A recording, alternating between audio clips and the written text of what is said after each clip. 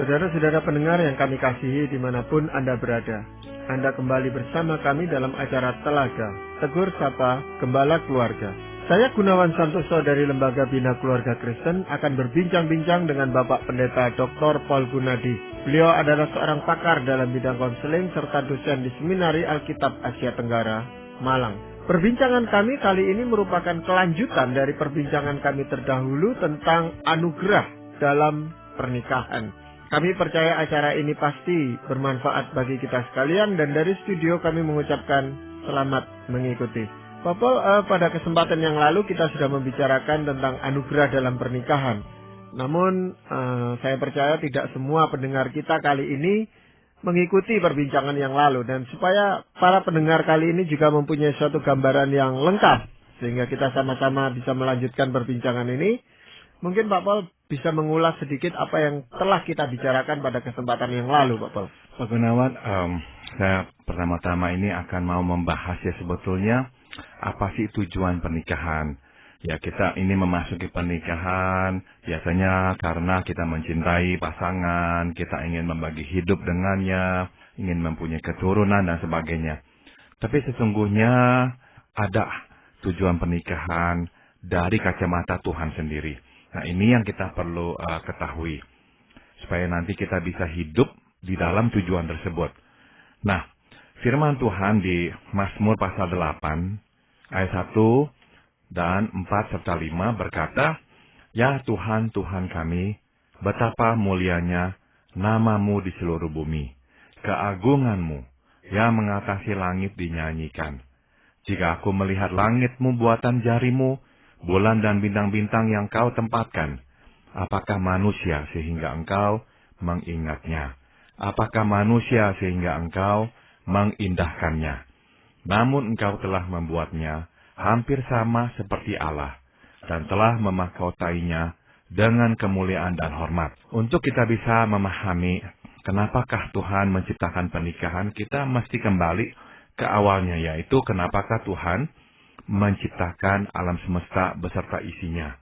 Dari firman Tuhan yang telah kita baca, dapat kita lihat bahwa semua yang Tuhan ciptakan adalah untuk mencerminkan kemuliaan Allah. Dengan kata lain, bulan, bintang, langit, gunung, lautan, hewan, dan juga manusia adalah tanda-tanda, bukti-bukti yang mencerminkan kemuliaan Tuhan. Nah, kalau kita manusia diciptakan Tuhan untuk menjadi kemuliaan Tuhan, itu artinya sewaktu Tuhan melihat kita, Tuhan mesti melihat kemuliaan dan kehormatannya pada diri kita. Nah, dosa adalah sewaktu kita akhirnya kehilangan kemuliaan dan kehormatan Tuhan itu. Sehingga tatkala Tuhan melihat kita, kita tidak lagi memantulkan kemuliaan dan kehormatan Tuhan itu. Kalau kita lihat dari sisi manusia, kenapakah Tuhan menciptakan kita? Kita bisa simpulkan bahwa kita ini diciptakan agar dapat menikmati relasi dengan pencipta kita. Dan sebuah relasi dengan pencipta alam semesta merupakan sebuah kehormatan tersendiri. Ya, kalau kita misalkan diizinkan berelasi dengan seorang petinggi, nah kita akan berkata ini sebuah kehormatan. Tuhan lebih dari petinggi, dari penguasa duniawi. Tuhan adalah Allah pencipta alam semesta ini. Dan kita diciptakan Tuhan agar kita dapat mencicipi relasi dengannya. Ini sebuah kehormatan yang amat besar. Singkat kata, jadinya baik dari sisi Tuhan maupun dari sisi manusia, penciptaan hanyalah mempunyai tujuan tunggal, yaitu kemuliaan Allah. Dari sisi Allah, Tuhan menciptakan kita supaya Tuhan melihat kemuliaannya pada diri kita. Dari sisi kita manusia, kita diciptakan supaya kita menikmati relasi dengannya, yang adalah sebuah kehormatan dan kemuliaan tersendiri. Jadi, sekali lagi, penciptaan manusia merupakan sebuah upaya untuk memantulkan dan menikmati kemuliaan dan kehormatan Tuhan. Jika itu tujuan penciptaan, maka dapat kita tarik kesimpulan berikutnya bahwa tujuan pernikahan pun adalah juga untuk menjadi pantulan kemuliaan Allah. Sewaktu Tuhan melihat pernikahan manusia, yang diharapkannya adalah ia melihat kemuliaannya sendiri di dalam dua orang yang sekarang menjadi satu. Dan untuk dapat menjadi pantulan kemuliaan Allah, pernikahan harus berjalan atas dasar anugerah, yaitu mengasihi dan mengampuni, menerima satu sama lain. Maka dari Roma pasal 15 ayat 7 telah kita baca bahwa perintah Tuhan sangat jelas. Terimalah satu sama lain seperti Kristus telah menerima kamu untuk kemuliaan Allah. Jadi dengan kata lain, kita hanya bisa memuliakan Allah jika kita saling menerima. Kita nggak bisa memuliakan Allah jika kita saling gontok-gontokan dan saling menjauhkan diri dari satu sama lain. Inilah yang dimaksud dengan anugerah. Dan inilah yang harus kita terapkan dalam pernikahan kita, Pak Gunawan. Sebab pernikahan memang didesain Tuhan untuk dijalankan dengan anugerah. Pernikahan tidak didesain Tuhan untuk dijalankan dengan prinsip hukum Taurat, yaitu saya berikan kamu satu, kamu berikan saya satu. Kamu merugikan saya satu, saya merugikan kamu satu.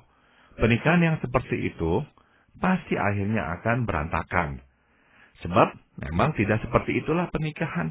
Desain awal pernikahan adalah dijalankan lewat anugerah, lewat kasih dan pengampunan. Nah, memang kita mau menerima orang lain, terutama pasangan kita, Pak Pol. Tetapi kan itu bukan sesuatu hal yang mudah untuk kita kerjakan. Banyak sekali hambatan, banyak sekali rintangan. Ini bagaimana, Pak Pol? Saya mengerti ya bahwa kita ini sebagai manusia tidak mudah ya menerima kelemahan pasangan kita. Nah, kita telah bahas bahwa ada kelemahan yang memang bersifat kepribadian, gaya hidup yang berbeda, atau ya kelemahan-kelemahan mental. Ya seperti mudah lupa, lamban, tidak berinisiatif. Nah, itu kelemahan-kelemahan yang ya menjadi kerikil dalam pernikahan dan memang kita harus terima. Itu saja tidak mudah.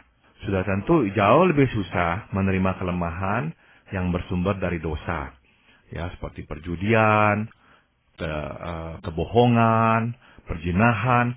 Nah, itu adalah kelemahan-kelemahan yang berasal dan berbobot dosa.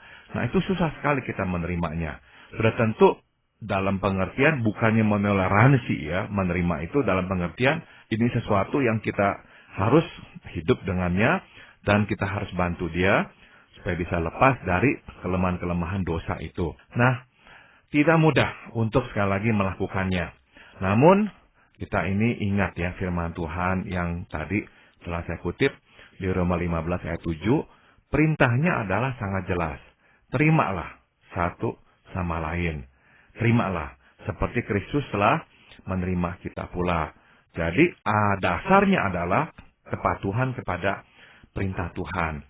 Nah, berdasarkan perintah Tuhan itu, maka kita mau maju dan melakukannya. Tapi masalahnya tadi Pak Gunawan sudah juga kemukakan yang nggak mudah karena ada rintangan-rintangannya Pak Gunawan.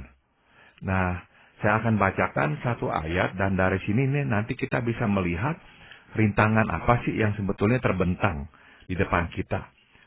Roma 15 ayat 1 dan 2 berkata, kita yang kuat wajib menanggung kelemahan orang yang tidak kuat. Dan jangan kita mencari kesenangan kita sendiri. Setiap orang di antara kita harus mencari kesenangan sesama kita demi kebaikannya untuk membangunnya. Nah, jadi firman Tuhan yang telah kita baca ini memberikan kepada kita sekurang-kurangnya dua indikasi ya. Kenapa kok kita ini susah sekali untuk menerima kelemahan pasangan kita. Yang pertama adalah, tadi firman Tuhan berkata, kita yang kuat wajib menanggung kelemahan orang yang tidak kuat. Berarti, kalau kita memutuskan menerima kelemahan pasangan, kita itu akhirnya harus juga menanggung kelemahannya. Menanggung sisa-sisa tugas tanggung jawabnya yang tak dapat diselesaikannya akibat kelemahannya. Misalnya gara-gara dia itu lamban, kita yang harus lebih cepat mengurus segala sesuatu. Gara-gara dia kurang berinisiatif, kita yang akhirnya harus mengambil inisiatif, mengerjakan banyak hal, atau menyuruhnya. Yang sudah tentu bikin kita capek. Dari dulu dibilangin kok nggak bisa berinisiatif sendiri. Kita yang harus selalu memberitahukannya. Gara-gara dia mudah lupa, kita yang akhirnya harus repot mengingat semuanya. Jangan sampai nanti ada masalah gara-gara dia lupa. Nah, kita ini nih pada dasarnya orang yang tidak suka ya menanggung beban ekstra dari orang lain. Sebab bagi kita beban kita saja sudah berat kok. Kenapa harus menanggung beban orang lain? Nah, ini nih menjadi alasan pertama kenapa kok kita nggak suka ya menerima kelemahan pasangan kita. Iya. Kita memang menganggap itu sebagai kewajiban dia, itu tanggung jawab dia gitu. Memang Pak Paul tadi sudah katakan ini kita sendiri aja kerepotan ngurusi dirinya sendiri.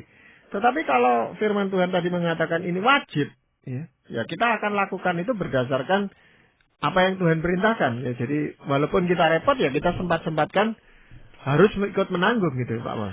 Betul sekali. Jadi meskipun sekali lagi ya kita tidak suka, tapi ya, ini perintah Tuhan. Dan kita tahu hanya dengan cara inilah pernikahan bisa jalan. Begitu kita berkata, saya nggak mau. Wah, ini bebanmu kok. Karena kelemahanmu, saya jadi harus menanggung bebanmu. Nggak mau saya. Begitu kita berkata seperti itu, sebetulnya roda pernikahan sudah berhenti berjalan. Sebab, sekali lagi, pernikahan itu dijalankan oleh roda anugerah. Kasih dan pengampunan. Menerima kelemahan satu sama lain. Sekali lagi kalau kita mulai menghitung-hitung, mulai berhitungan, ya mulai menggunakan prinsip hukum Taurat, akhirnya nggak bisa lagi lah. Pernikahan itu pasti berhenti. Maka kalau kita masih mau ya, dan seharusnya lah kita mau menjalankan roda pernikahan ini, ya kita harus berusaha sekeras mungkin untuk berani dan bersedia menanggung beban akibat kelemahan pasangan kita. Ya, ikut menanggung beban pasangan kita ini bukan hanya membuat kita itu repot, tapi kita itu kehilangan apa yang kita senangi. Waktu kita untuk bersenang-senang misalnya, itu otomatis akan terkurangi atau bahkan mungkin hilang, Pak Paul. Karena kita harus menanggung pekerjaan atau kewajiban pasangan kita, gitu, Pak Paul. Betul sekali. Misalkan jadinya ya, kita ini nih, ya ingin lebih terlibat dalam pelayanan, kita ingin terlibat dalam kegiatan-kegiatan sosial lainnya, kita ingin mengerjakan hobi-hobi kita, nggak bisa. Gara-gara kelemahan pasangan, maka kita harus kehilangan kesenangan kita. Nah, ini sesuai dengan yang firman Tuhan katakan. Kita yang kuat wajib menanggung kelemahan orang yang tidak kuat, dan jangan kita mencari kesenangan kita sendiri. Nah, firman Tuhan mengakui bahwa sebagai manusia tuh kecenderungan kita memang mencari kesenangan kita. Kita ingin melakukan hal-hal yang menyenangkan hati. Maka tatkala kita harus direpoti oleh kelemahan pasangan kita jadi nggak suka. Saya berikan contoh ya, mungkin dialami juga oleh para pendengar kita. Misalkan, kita sebagai suami ini nih, ya beranggapan tugas mengajarkan anak-anak itu tugas istri. Karena kita sudah repot kerja dan sebagainya. Tapi apa mau dikata, istri kita itu bukan orang yang sabar untuk duduk berjam-jam bersama anak mengajarkan pelajarannya. Sehingga akhirnya sering terjadi keributan antara istri dengan anak-anak. Nah, akhirnya kita berkata, udah dah, saya aja dah yang mengambil alih. Karena gara-gara kamu ribut kan itu juga nggak sehat bagi relasimu dengan si anak. Nah, istri ya udah senang ada yang menggantikan. Tapi gara-gara itu kita ini setiap hari pulang kerja, yang tadinya kita bisa duduk, rileks, nonton televisi, baca atau apa, nggak bisa. Kita harus menghabiskan 2 jaman bersama anak-anak. Jadi kita berkata, dari pagi sampai sore saya udah kerja. Sekarang sore sampai malam saya kerja lagi di rumah. Kita rasanya tuh nggak suka ya, kehilangan kesenangan kita. Apalagi kalau kita melihat, kok dia jadi enak nih ya. Kok dia jadinya, kok nggak harus kerja seperti saya. Kita makin rasanya itu tidak terima. Nah, itu tuh yang membuat kita akhirnya susah untuk menerima kelemahan pasangan. Karena harganya itu yang kita harus bayar. Kita jadinya tidak mau Ya, maka kebanyakan kita akhirnya ya berusaha mengelak dari tanggung jawab ini. Tapi sekali lagi saya ingatkan bahwa roda nikah hanya bisa jalan jikalau kita melakukannya. Kalau kita memang bersedia menerimanya dan menghidupkan anugerah dalam keluarga. Ya memang kita harus tetap berusaha sekuat mungkin untuk menerima kelemahan pasangan-pasangan itu dan ikut menanggungnya Pak Paul. Tetapi ini tentu ada alasan-alasan lain yang kuat yang mendasari kita sehingga kita bisa mampu melakukan itu. Itu apa aja Pak Paul? Nah, dalam kekuasaan Tuhan, dalam kemurahannya, justru ya Pak Gunawan, waktu kita melakukan perintah Tuhan, kendati kita harus berkorban, kita itu nanti akan mendapatkan berkat dari Tuhan. Kita akan dibangunkan. Nah, jadi dengan kata lain, kita nggak dirugikan. Sekilas dari mata kita, kita dirugikan. Tapi sesungguhnya tidak.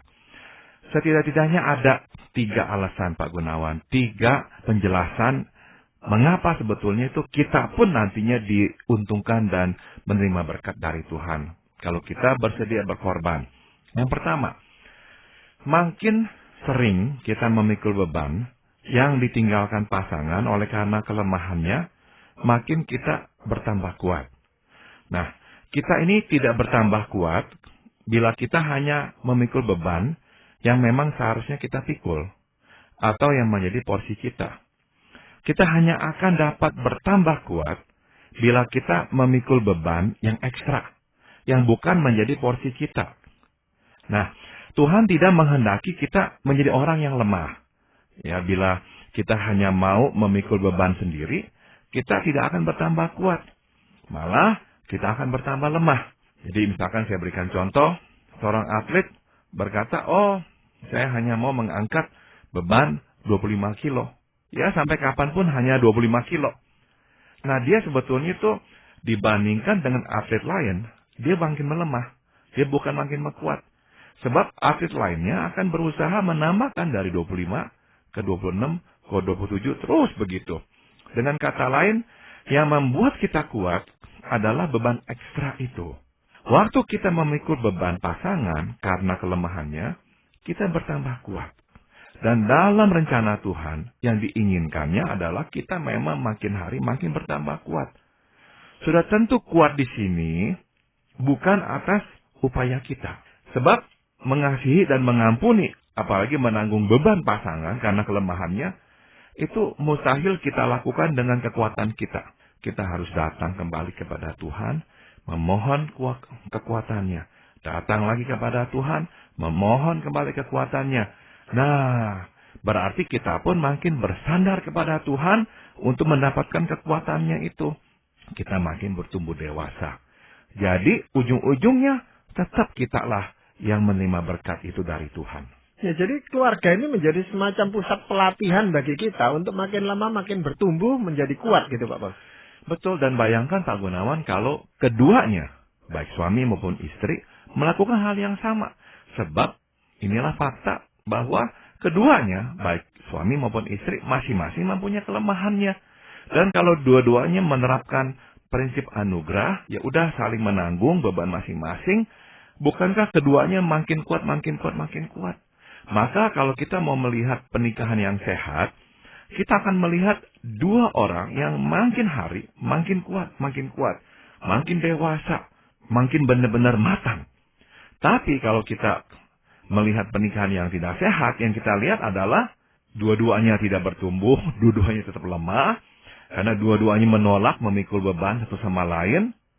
Atau kita melihat yang satu makin matang, makin kuat, yang satu tetap saja tidak matang-matang, tetap saja kekanak-kanakan, bergantung, semuanya minta dibereskan. Nah, ini juga pertanda ini bukanlah sebuah relasi yang setara. Sebuah relasi yang keduanya itu bertumbuh dengan sehat. Nah, alasan yang lain apa Pak Paul? Ada satu prinsip yang ingin saya perkenalkan kepada kita semua, yaitu kemajuan yang terhambat seringkali adalah kemajuan yang tersembunyi.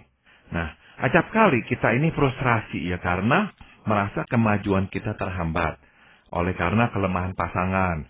Ya, tadi saya sudah singgung sebagai contoh, kita ingin ya lebih terlibat dalam pelayanan, tapi nggak bisa.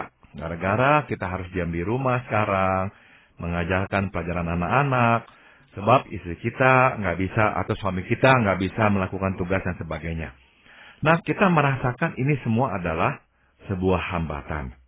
Tapi di dalam Tuhan seringkali, keterhambatan di suatu bidang justru merupakan kemajuan di bidang yang lain yang memang diperlukan. Kendati kita tidak menyadarinya pada saat itu. Pengorbanan di suatu hal ternyata merupakan pengayaan di hal lainnya. Nah, kita mesti meyakini satu hal, Pak Gunawan, bahwa Tuhan tahu apa yang sebenarnya perlu ditumbuhkan dalam diri kita. Dan seringkali Ia memakai kelemahan pasangan untuk menumbuhkan karakter yang penting tersebut. Jadi, terimalah, sambutlah. Jangan frustrasi dan marah karena kita merasa kemajuan kita terhambat oleh kelemahan pasangan. Justru seringkali keterhambatan itu merupakan sebuah kemajuan yang tersembunyi. Ya, masalahnya itu kita tidak mengerti gitu Pak Paul ya, bahwa ini adalah sesuatu yang tersembunyi gitu. Kita melihat ini merugikan dan hal itu baru kita ketahui selang beberapa tahun, bahkan mungkin puluhan tahun setelah itu kita baru bisa melihat bahwa ini ada hikmahnya gitu Pak Paul. Betul. Maka kita masih percaya bahwa nomor satu, hidup kita ini nih di bawah kekuasaan Tuhan sepenuhnya. Artinya tidak ada yang lolos dari kedaulatan dan pengaturan Tuhan. Tidak ada yang lolos satu pun. Jadi masalah yang kita hadapi pun tetap berada dalam pengaturan Tuhan dan tidak luput dari tangannya. Berarti akan ada berkat atau hikmah yang ingin diberikannya kepada kita lewat keterhambatan ini. Waktu saya di Jakarta, karena istri dan saya sama-sama capek, akhirnya kami menjadi orang yang kurang sabar terhadap satu sama lain. Akhirnya kami menjadi orang yang lebih sering bertengkar. Karena itu, kami akhirnya memutuskan kembali untuk ke Amerika mendapatkan bimbingan, pemulihan. Kami menjalani konseling selama 3 bulan. Setelah itu, selama setahun di sana, kami akhirnya kembali lagi ke kota Malang. Saat itu saya nggak mengerti. Saat itu saya hanya melihat bahwa, ya sudahlah, tamat riwayat pelayanan saya di Indonesia. Tapi ternyata setelah melewati semua itu saya menyadari. Itulah yang Tuhan kehendaki. Itulah pelajaran saya harus terima. Itulah berkat yang tersembunyi, kemajuan tersembunyi yang Tuhan berikan kepada saya. Di balik kemajuan yang terhambat tersebut. Apa tuh yang saya terima dari Tuhan yang lebih penting lagi dari pelayanan saya saat itu? Bahwa saya harus mengikuti jejak Tuhan. Saya nggak boleh tergesa-gesa mendahului Tuhan dengan rencana-rencana saya. Target-target saya harus kesampingkan sebab saya harus mendengarkan target dari Tuhan dan hanya mengikuti targetnya. Ya, terima kasih untuk berbagi pengalaman seperti itu karena ini menjadi suatu contoh yang konkret sekali Pak Paul ya.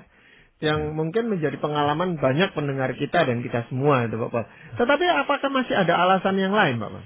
Yang terakhir adalah dengan kita memikul beban pasangan, nah kita itu tuh sebetulnya sedang berlatih diri untuk tidak memfokuskan perhatian pada diri kita.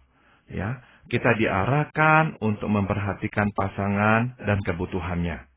Dan makin sering kita melihatnya dan apa yang dibutuhkannya, makin berkurang keegoisan kita. Ya, kita melihat pasangan sudah tentu bukan untuk mencari kesalahannya, tapi untuk melihat apa tuh yang dibutuhkannya. Nah, kalau dua-dua orang seperti itu, matanya tidak tertuju pada diri sendiri, tapi mata ditujukan pada satu sama lain, melihat apa yang dibutuhkan pasangan, wah dua-duanya makin bertumbuh. Karena bukan saja kebutuhan kita terpenuhi, kita pun dibangunkan oleh masukan-masukan yang kita terima dari pasangan. Nah, inilah yang Tuhan kehendaki dalam pernikahan. Supaya dua-dua makin hari makin bertumbuh. Memang fokus kita biasanya itu melihat diri kita sendiri gitu Pak Paul daripada melihat pasangan kita. Nah, tetapi melalui pengalaman seperti ini sebenarnya kita itu diajar oleh Tuhan untuk melihat bahwa kita sendiri ada hasilnya, itu pertumbuhan gitu Pak Paul ya. Nah, dari perbincangan kita baik yang lalu maupun hari ini Pak Paul, apakah ada kesimpulan yang ingin Pak Paul sampaikan? Membangun relasi sama seperti menanam pohon, Pak Gunawan. Sejak awal kita harus memberinya siraman dan pupuk, serta melindunginya dari hama.